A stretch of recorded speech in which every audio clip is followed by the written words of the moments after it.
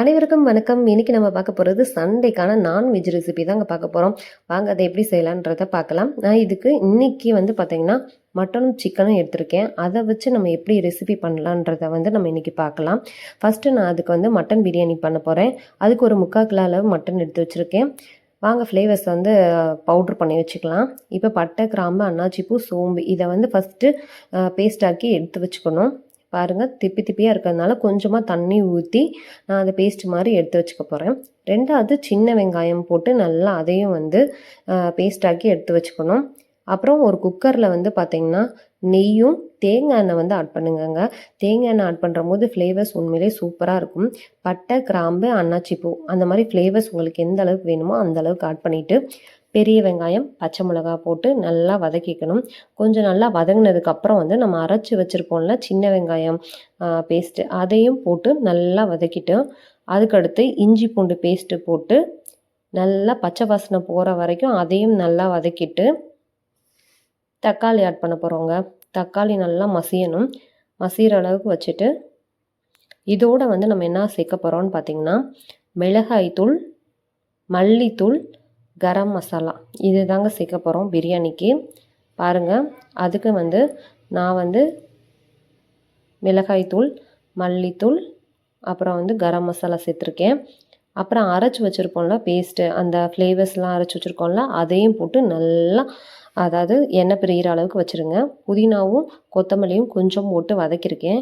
எண்ணெய் நல்லா பிரியணும் அந்த அளவுக்கு வச்சுட்டு இப்போ மட்டனையும் சேர்த்துட்டு கொஞ்சம் உப்பு, தயிர் அதையும் போட்டு நல்லா உப்பு பிடிக்கிற அளவு கொஞ்சம் நேரம் வச்சுட்டு அதோட தண்ணியை ஊற்றி எத்தனை டம்ளர் தண்ணி ஊற்றுறீங்கன்னு பார்த்துக்கோங்க. ஏன்னா ரைஸ் போடும்போது அந்தளவுக்கு தண்ணி கம்மி பண்ணி ஊற்றணும். இப்போ மட்டனுக்கு நான் ஒரு 5-6 விசில் விட்டுட்டேன். அது நல்லா வெந்துருச்சு. இப்போ நான் பிரியாணி அரிசி எடுத்திருக்கேன். எப்பயுமே ஒரு டம்ளர் அரிசினா 1.5 டம்ளர் தண்ணி ஊற்றுங்க. கொஞ்சம் மட்டும் ஒரு 1/4 கிளாஸ் மட்டும் சேர்த்து ஊற்றுங்க. ஏன்னா நம்ம முன்னாடியே மட்டனை வேக வச்சுருக்கோம்ல, ஓகேங்களா. உப்பை செக் பண்ணிவிட்டு கொத்தமல்லி, புதினாவை போட்டு ஒரு விசில் இல்லைன்னா 2 விசில் விட்டுருங்க. கடைசியாக கொஞ்சமாக கீ அதில் போட்டுட்டு க்ளோஸ் பண்ணி வச்சுருங்க. இப்போ நான் ஒரு 2 விசில் விட்டுருக்கேன். இப்போ நம்மளுக்கு பிரியாணி உண்மையிலேயே சூப்பராக வந்துடுச்சு. மட்டனும் பார்த்திங்கன்னா நல்லா வெந்திருக்கும். ஏன்னா நம்ம 5-6 விசில் விட்டுட்டோம்ல, அதுலேயே நம்மளுக்கு மசாலாவும் பிடிச்சிருக்கும், அதே மாதிரி நல்லா வெந்துடும், ஓகேங்களா. இப்போ நம்மளுக்கு மட்டன் பிரியாணி ரெடி ஆயிடுச்சு. ரெண்டாவது பார்த்திங்கன்னா சிக்கன் கிரேவி பண்ண போகிறோம். அதுக்கு மல்லி, சீரகம், சோம்பு, மிளகு, அப்புறம் பட்டை, கிராம்பு, மிளகா வத்தல் அதெல்லாம் போட்டு நல்லா பவுட்ராக்கி எடுத்து வச்சுக்கணும். அரைக்கிற போது ஒரு 3 நாள் ஏலக்காய் போட்டிங்கன்னா அது இன்னும் நல்லா ஸ்மெல்லு கொடுக்கும். பாருங்கள், ஒரு பக்கம் பொடியாக்கி எடுத்து வச்சுக்கோங்க. அப்புறம் பார்த்திங்கன்னா ஒரு கடாயில் பெரிய வெங்காயம், சின்ன வெங்காயம், அப்புறம் கொஞ்சமாக கருவேப்பிலையை போட்டு நல்லா வதக்கிக்கோங்க. அவ்வளோதாங்க. இதை நல்லா வதக்குனதுக்கப்புறம் பார்த்திங்கன்னா இஞ்சி பூண்டு பேஸ்ட் இருக்குல்ல, இஞ்சி பூண்டு பேஸ்ட்டையும் இதோட நம்ம சேர்த்துக்க போகிறோம். அதோட பச்சை வாசனை போனதுக்கப்புறம் பார்த்திங்கன்னா தக்காளி சேர்த்து அதையும் மசிகிற அளவுக்கு வச்சுட்டு இதோட நான் மிளகாய் தூள் மட்டும்தான் ஆட் பண்ண போகிறேன். நல்லா புரிஞ்சுக்கோங்க. ஏன்னா நம்ம அதுலேயே மல்லித்தூள் போட்டோம், கரம் மசாலா ஃப்ளேவர்ஸும் அதுலேயே இருக்குது, ஓகே. அதனால் நான் கொஞ்சமாக மட்டும் மஞ்சள் தூளும் மிளகாய் தூளும் சேர்த்துக்க போகிறேன். உங்களுக்கு காரம் ரொம்ப அதிகமாக வேணும்னு நினச்சிங்கன்னா பச்சை மிளகாவும் இதில் கீறி போட்டுக்கலாம், ஓகேங்களா. இப்போ அவ்வளோதாங்க, நம்மளுக்கு நல்லா வதங்கி வந்துருச்சு. இந்த டைமில் நான் சிக்கன் போட்டு லைட்டாக பெரட்டிட்டு நம்ம பொடி பண்ணி வச்சுருப்போம்ல அந்த பொடியை எடுத்து இதோடு நல்லா சேர்த்துக்கணும்.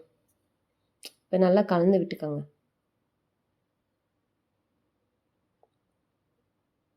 நல்லா கலந்தாச்சு, ஓகேங்களா. இந்த டைமில் நம்ம அரைச்சி வச்சுருக்க பொடியை போட்டுருங்க.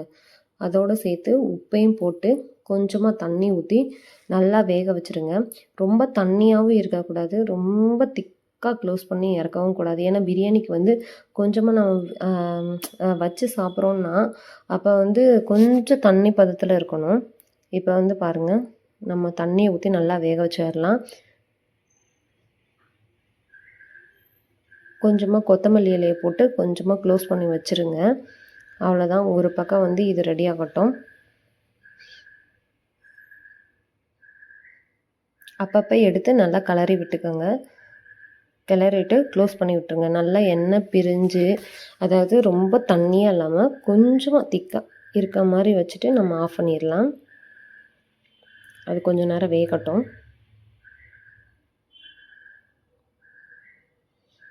இப்போ பாருங்கள், ஆல்மோஸ்ட் எல்லா தண்ணியும் இஞ்சிருச்சு. கொஞ்சம் தண்ணி தான் இருக்குது. அதோடு நல்லா வெந்துருச்சு சிக்கனும்.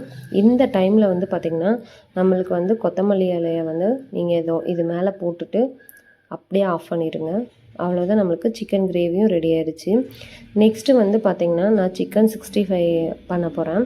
அதுக்கு வந்து நான் ஆல்ரெடி பிரட்டி வச்சுட்டேன். அதுக்கு ஒன்றும் இல்லைங்க, சிம்பிள் மெத்தடு தான். அதுக்கு கொஞ்சமாக தயிர், அப்புறம் சிக்கன் 65 மசாலா, அப்புறம் கொஞ்சமாக உப்பு, இஞ்சி பூண்டு பேஸ்ட்டு அதெல்லாம் போட்டு பிரட்டி வச்சுக்கணும் ஒரு 2 மணி நேரம். பாருங்கள், நான் அந்த மாதிரி பிரட்டி வச்சுட்டு 2 மணி நேரம் கழித்து வந்து இப்போ நான் ஃப்ரை பண்ணிகிட்ருக்கேன். அதாவது எப்பயுமே ஒரே மெத்தடாக வைக்காமல் அதை ஸ்ப்ளிட் பண்ணிக்கோங்க. சிக்கனாக இருந்தாலும் சரி, மட்டனாக இருந்தாலும் சரி, அது மாதிரி ஸ்ப்ளிட் பண்ணி பண்ணுறம்போது வெரைட்டிஸ் அதிகமாகும். அவ்வளோதான், ரெடி ஆகிடுச்சு. அவ்வளோதாங்க, எல்லாமே ரெடி ஆகிடுச்சு. மட்டன் உப்பு கறி வந்து ஆல்ரெடி வந்து யூடியூப்பில் நான் அப்லோட் பண்ணியிருக்கேன். நீங்கள் அதை செக் பண்ணிக்கோங்க. இதில் வந்து சிக்கன் கிரேவி, மட்டன் பிரியாணி, அப்புறம் சிக்கன் 65, அதோடைய நம்ம எக்கும் தயிர் பச்சடியும் வச்சுருக்கோம். அவ்வளோதாங்க, சண்டேக்கான ஒரு நான்வெஜ் ரெசிபி வந்து முடிஞ்சிருச்சு. இது உங்களுக்கு பிடிச்சிருந்தா சேனலை சப்ஸ்கிரைப் பண்ணுங்கள். Thank you very much.